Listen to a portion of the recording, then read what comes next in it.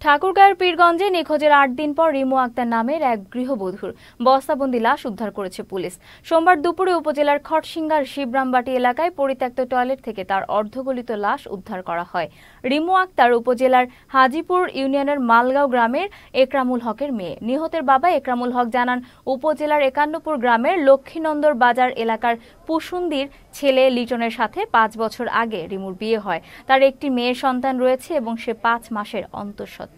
লিটন প্রতিনিয়ত বিভিন্ন স্থানে চুরি সহ বিভিন্ন অনৈতিক কাজে লিপ্ত ছিল।